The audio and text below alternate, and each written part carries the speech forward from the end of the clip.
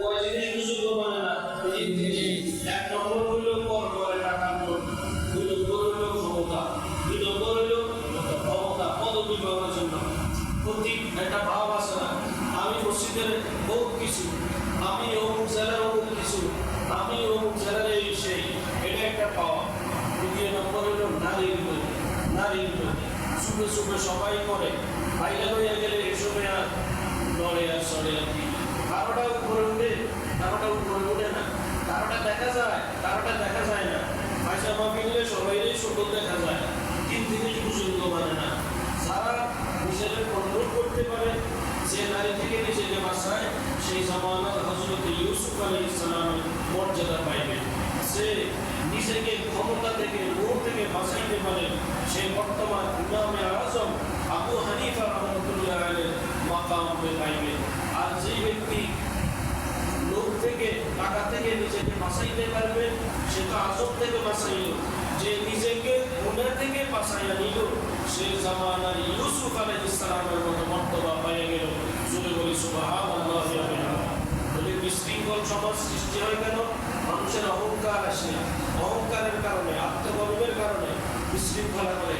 বিশৃঙ্খলার সূত্রপাত ব্যক্তিগত, তারপরে পারিবারিক, তারপরে সামাজিক, তারপরে রাষ্ট্রীয়, তারপরে আন্তর্জাতিক। কে কারে বোমা মারবে, কোনো নীতি নির্ধারণী নাই। কে কারে গুপ্ত হামলা করবে, কোনো নীতি নির্ধারণী নাই। কেউ কারো দেখতে পারে না।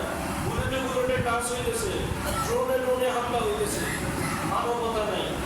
এ পর্যন্ত যতগুলো গণজাগরণ হয়েছে, যতগুলো গণজোয়ার হয়েছে, মানুষ করছে রক্ত ছাড়া তো কোনো কিছু অর্জন হয় না। চাই ইসলাম হোক, চাই দেশ হোক, এরপরও এরকম ভাবে মরে নাই, এরকম ভাবে মরে নাই। দেশের জনগণ তো, মাতৃভূমির সীমানার মানুষ তো। এই জন্য রাসূলুল্লাহ সাল্লাল্লাহু আলাইহি ওয়াসাল্লাম বলেন, অন্যের মারবা তো দূরের কথা, নিজেকে নিজে মারার অধিকার তোমার নাই। এই জন্য বলে চোখ দান করা যায় না, হার্ট, লিভার, কিডনি দান করা যায় না। এগুলো তুমি কিনো নাই, তুমি বানাও নাই, তোমার কেউ দেয় নাই। এগুলো আল্লাহ দিছে, আল্লাহর মাল, কাউকে দিতে পারবে না। এই জন্য এগুলো বিক্রি করা যায় না। রক্ত দেওয়া বিক্রি করা যায় না। অনুমতি আছে, বিপদে পড়লে দেওয়া যায়, যেহেতু উৎপাদন হয়, বিক্রি করা যায় না। দান করার অনুমোদন একটু দিছে, মানে এভাবে দিছে, এটা যেহেতু উৎপাদন হয়। বেশি কাজ কম করলে আবার হিমোগ্লোবিনের সমস্যা হয়ে যায়, অনেক কিছু আছে, ডাক্তাররা আপনাদেরকে বলবো। রাসূলুল্লাহ সাল্লাল্লাহু আলাইহি ওয়াসাল্লাম বলেন, সমাজে বিশৃঙ্খলা হয় কি কারণে? নিজের ভিতরে অহংকার আসলে, নিজের পজিশন চলে আসলে কন্ট্রোল করতে পারে না। সব থেকে বড় বিশৃঙ্খলা হয়, সব থেকে বড় বিশৃঙ্খলা হয় আল্লাহ ভয় দিলের মধ্যে না থাকে। আল্লাহ একজন আমাকে দেখতেছে, এই ভয় যার থাকে না, এই ভয় যার ভিতরে ঢুকে নাই, সেই ইমানদার হতে পারে না। হাদিস, রাসূল কারীম সাল্লাল্লাহু আলাইহি ওয়াসাল্লাম বলেন, কিছু মানুষ আছে এরা সত্য কথা বলে না, মিথ্যা কথা বলে। কিতাবের নাম সহিহুল বুখারী, হাদিস সংখ্যা 6094, হাদিস সংখ্যা 6094, সহিহুল বুখারী, হাদিসের মান সহিহ। রাসূল বলেন, কিছু মানুষ মিথ্যা কথা বলতে বলতে এটা রাইসুল মুকাজ্জিবিন হয়ে গেছে, বিদ্যুতের শ্রেষ্ঠত্ব পেয়ে গেছে, সব থেকে বড় সেরা মিথ্যাবাদী, যে সাজায় বুঝাইয়ে মিথ্যা কথা বলতে পারে। আর কিছু মানুষ সত্য বলে, সত্য বলতে বলতে এরা সিদ্দিকে আকবরের মতো মর্তবা পেয়ে যায়। জোরে বলে সুবহানাল্লাহ। নিকৃষ্ট লোক সম্পর্কে বলছে, এরা সমাজে বিশৃঙ্খলা করে কারা? নিকৃষ্ট লোক। রাসূলুল্লাহ সাল্লাল্লাহু আলাইহি ওয়াসাল্লাম হাদিস, কিতাবের নাম আল আদাবুল মুফরাদ, হাদিস সংখ্যা 1321। রাসূলুল্লাহ সাল্লাল্লাহু আলাইহি ওয়াসাল্লাম বলেন, নিকৃষ্ট লোক হলো যারা পাছা, দৃষ্ট, নির্লজ্জ এবং অহংকারী স্পিরিট ভুলে যায়, তাদের কথা বলে। আর সবচাইতে উত্তম মানুষ হলো যার চরিত্রটা ভালো, সে হচ্ছে সবচাইতে উত্তম মানুষ। মুখ বন্ধ। রাসূলকে জিজ্ঞাসা করলো, ইয়া রাসূলুল্লাহ, কোন জিনিস মানুষকে জান্নাতে নিয়ে যায়? আল-আদাবুল মুফরাদের 289 নম্বর হাদিস। রাসূল বলেন, দুই জিনিস মানুষকে জান্নাতে নিয়ে যায়। এক নম্বর হইল উত্তম চরিত্র, দুই নম্বর হইল আল্লাহর ভয়। ইয়া রাসূলুল্লাহ, কোন জিনিস মানুষকে জাহান্নামে নিয়ে যায়? রাসূল বললেন, দুই জিনিস মানুষকে জাহান্নামে নিয়ে যায়। দুইটা খালি জায়গা, একটা হচ্ছে মুখের খালি জায়গা, আর একটা হচ্ছে লজ্জাস্থান।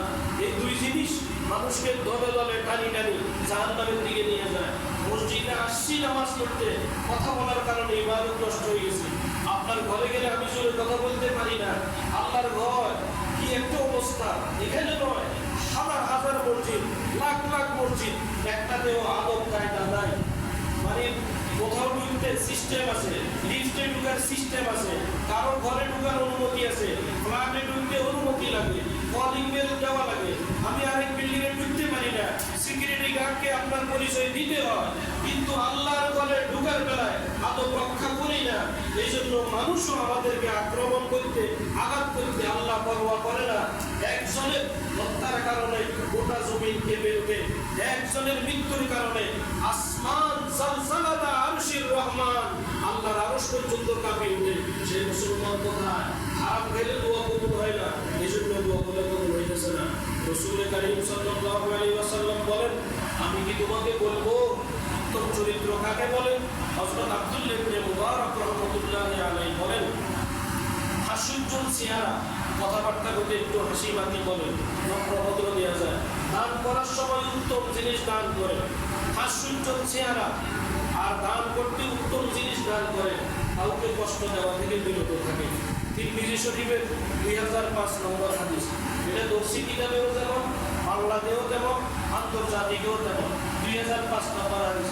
ঠিক দিলে পাইবেন, খুললে পাইবেন, শিখাইলে পাইবেন, এটার জন্য কষ্ট করতে হবে না। বলেন, হাস্যোজ্জ্বল চেহারা, কথাবার্তা বলে ভালো আছে, আলহামদুলিল্লাহ ভালো আছে। কোথায় যান? হাসি দিয়ে কথা বলে। দান করার সময় উত্তরটা দেয়, সিরা নোট দেয় না, জাল নোট দেয় না, মানুষের কোনো কথা বলে না, বিশেষ সমালোচনা করে না। আর হলো মানুষের কষ্ট না দেওয়া, যত রকম কষ্ট আছে কষ্ট না দেওয়া। কষ্টের ব্যাখ্যা আপনারা বুঝবেন, আমি জানি না। রাসূল কারীম সাল্লাল্লাহু আলাইহি ওয়াসাল্লামের বেলায় সাহাবায়ে কেরাম 10 বছর নবীজির সাথে ছিলেন। থাকার পর আনাস ইবনে মালিক বলেন, ওয়া কানা আলিয়ানা মিন কফি রাসূলিল্লাহ সাল্লাল্লাহু আলাইহি ওয়াসাল্লাম। হযরত আনাস ইবনে মালিক বলেন, ওয়া খাতামতু আলা রাসূলিল্লাহ সাল্লাল্লাহু আলাইহি ওয়াসাল্লাম 10 সিনিন। আমি 10 বছর আল্লাহর নবীর খেদমত করেছি। ও আল্লাহর নবীর সাহাবীরা, আমি কি আপনাদেরকে বলবো আল্লাহর নবীর চেহারাটা কেমন ছিল?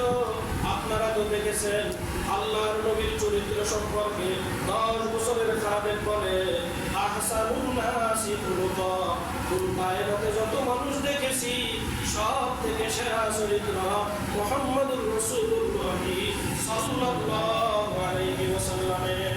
হযরত আনাস ইবনে মালিক বলেন, আমি 10 বছর রাসূলের খেদমত করা অবস্থায় রাসূলের হাত মুবারকের সাথে আমার হাত কতবার লেগেছে। ওয়া কানা আলিয়ানা মিন কাফে রাসূলিল্লাহ সাল্লাল্লাহু আলাইহি ওয়াসাল্লাম। আনাস ইবনে মালিক বলেন, আমার নবীর হাত মুবারকের মতো নরম, মুলায়ম, কোনো রেশমি রুমাল, কোনো তুলা আমি আনাসের হাতে জীবনে লাগে নাই। সুবহানাল্লাহ।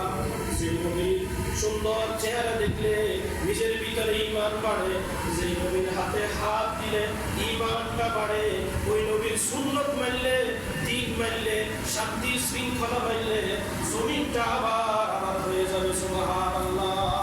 রাসূল বলেন, যে সমস্ত বিশৃঙ্খলা নিরসনে করণীয় কি? কথা সত্য বলা, আমানতের হেফাজত করা, আল্লাহকে ভয় করা, জবানের কি করা? হেফাজত করা, উত্তম চরিত্রের পরিচয় দেওয়া।